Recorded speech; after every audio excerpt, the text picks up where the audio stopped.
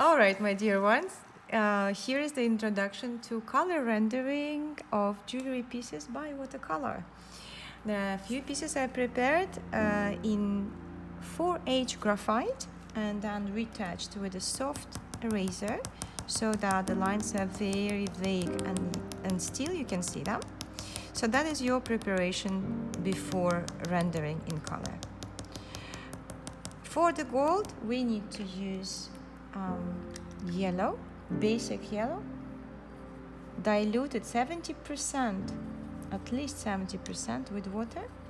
And the first layer is going to be very thin layer all over the golden elements, except where the stones will be.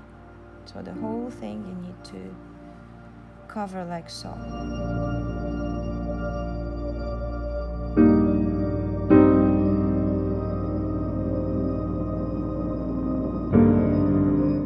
Now, for silver, we just need black and water, very much diluted.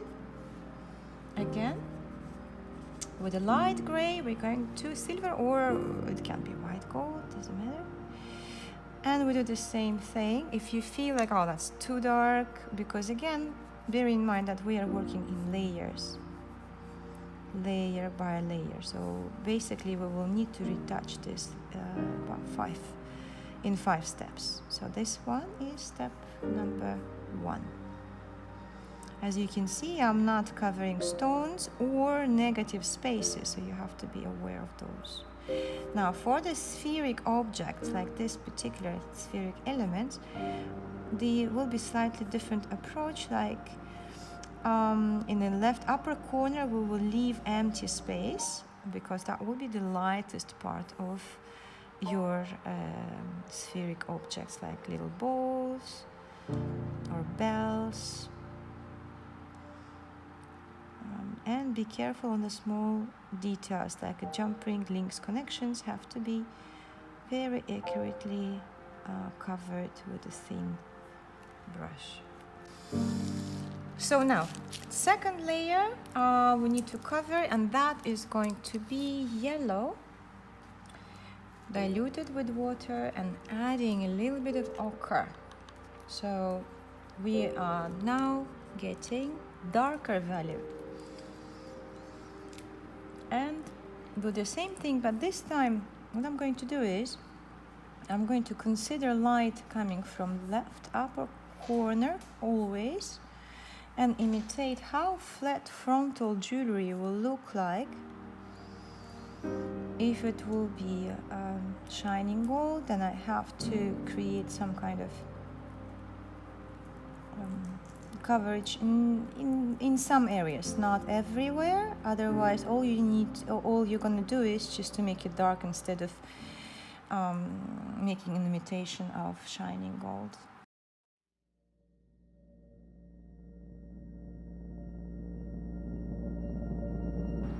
So as you can see, it starts appealing. Also for the frame, the bezel setting right here, I'm going to do the same thing on the right down corner, following the principles of the light and shadow. Where shadow will be, and then twisted wire, the shadow will be on kind of diagonally on the right corner of the wire.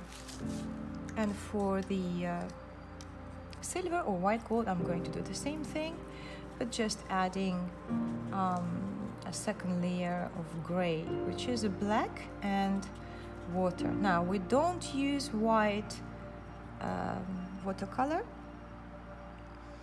Our white is the background of the paper, and not adding white, because what's going to happen, it will give you this kind of gouache looking like rendering, which is killing the lively expression of watercolor. So I don't suggest you to add any white.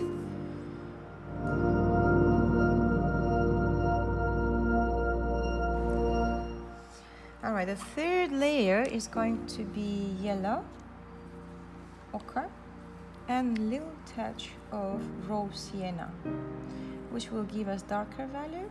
Not brown, but raw sienna. So once you did that mixture, make sure it's not too liquid and not too thick in terms of the percentage you put in your mixture. 70% of water, 30% of the color.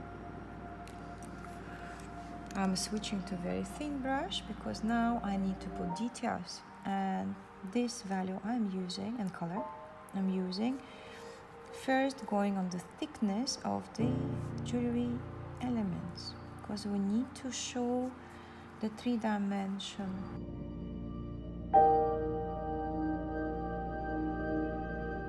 Now for twisted wire and round wire, I'm going to put only in the middle of it because we need to keep in mind reflection. And reflection is always lighter than shadow and darker than light. So now for the 3-dimensional spheric objects, I'm doing the same thing, considering the shadow. The strongest one is going to be on the down right corner, but with the space for reflection. And that, what we're going to do is we're going to wash it, and it's called washing technique. By with a damp brush, kind of blending it so that it's not going to be too graphic, because that's not what we want to do, but to show 3-dimensional shape of the spheric object.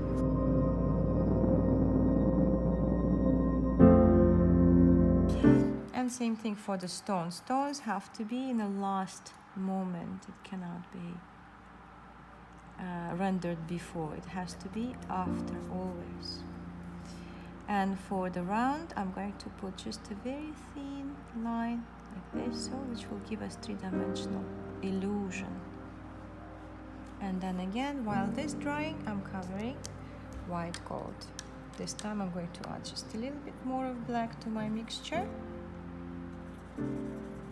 and do the same procedure as I did with the gold elements.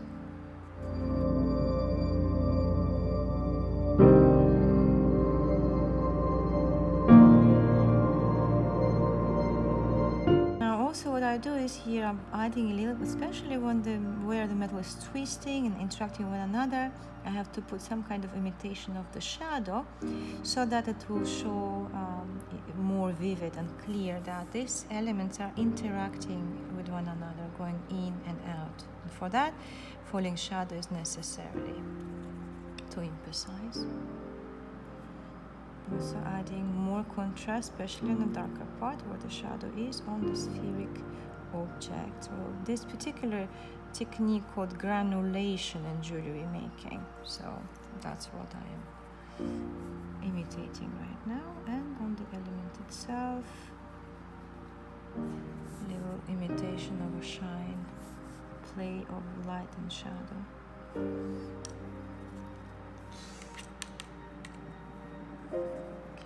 I also suggest, if you are working with gold and silver at the same time, you need to keep 2 different cups of water so that it doesn't mix. Otherwise, accidentally you can cover it, yellow your silver or gray your gold, which will create dirt. And this time the mixture is going to be a bit darker. Again, raw sienna, yellow, raw sienna, more intense right now, not too dark though. So once your mixture is ready, again you go back to the 000 brush. This time you need to be careful. Every time you go on darker on the value, we are retouching less with all the retouches. Because if you are going to go all the way, cover everything, then it's going to ruin your design and your rendering. Not design, but rendering.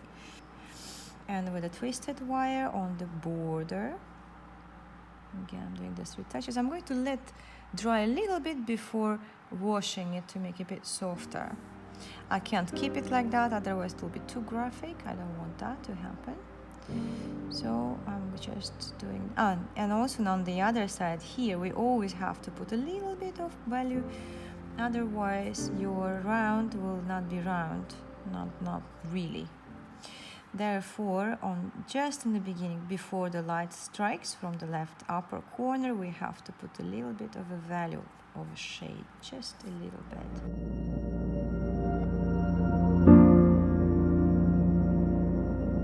Adding more black into my mixture, and I need to add contrast now, but I have to move now very carefully, not everywhere, as you can see, just little touch and let go, little touch and let go. Once I do this in all my elements, then I will do the little bit of washing, so that it's not going to be graphic like black and white.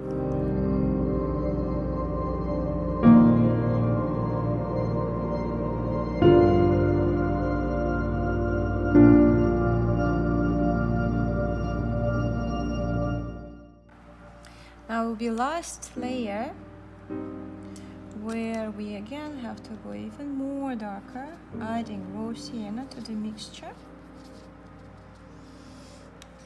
The last touches would be with brown, dark brown, but this value and color is just good enough for the last stage of washing. Technique in watercolor rendering. Now what I'm doing is I'm creating this shiny effect. So I'm using my brush as if I would use pencil to give this shining effect. And if I need to make a bit lighter, then I just dip my brush in water and do the washing technique as I go. So you can see it start to shine because of this trick I'm using. This one was wet, I already created a mess, but you can wash it.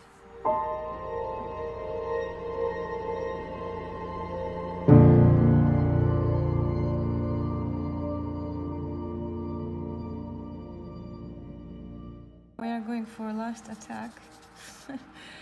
Here I'm going to add brown this time, but again, the darker you go, the less you do your retouches. Now I had to wait a bit less because I just retouched and took me less time, so it dried already. So now I'm ready to do this.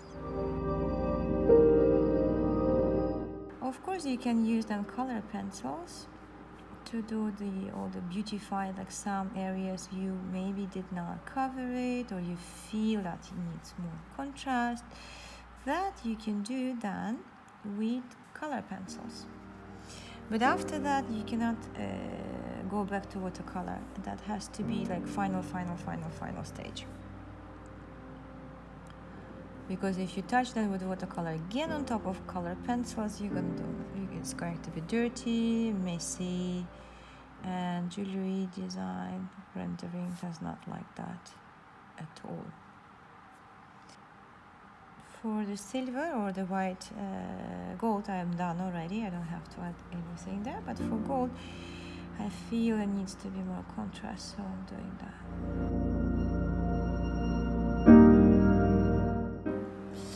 Now, the last one to add three-dimensional feeling and effect, we are using blue, light blue, with a little bit of gray, just a little bit, to create some kind of imitation of the falling shadow, and that will give us three-dimensional, even more like kind of elevation from the paper, kind of cool effect. So now watercolor is also, as it dries, it's becoming lighter, so don't be afraid if you feel like, oh, that's a bit too dark. If it's a little bit dark, of course.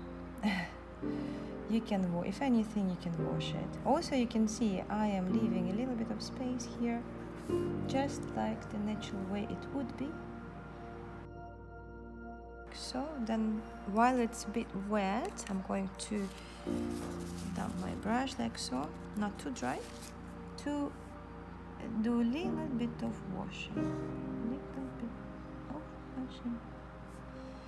because sometimes I don't want to make it graphic. It has to be soft, gentle. Oh, I forgot on the other side. There we go. And from the stone rendering I will show you in the other video. In the meantime, this is what we are about to finish, the metal rendering by watercolor. Using watercolor paper, 300 grams. It has to be thick, at least 250, otherwise your paper will be weak. It's not going to be nice. It will start bending and so on. So that's something you don't want to happen. So 300 texture watercolor, good quality. Daler and Droney brand is good brand. You can go for Pentel if you want. Winsor Newton is also a very good brand for the paper and for watercolor. And for brushes, the brushes have to be starting from 4 for big areas, finishing by 000. 000 it's like hair really, but it gives you very fine, small details. So it would be say 4, 2. You can go right away into 0, 00, 000. Those ones are have to be in your collection always, and those ones are watercolor brushes. They are thinner, they're thin and gentle, and of course not acrylic or oil brushes. Okay.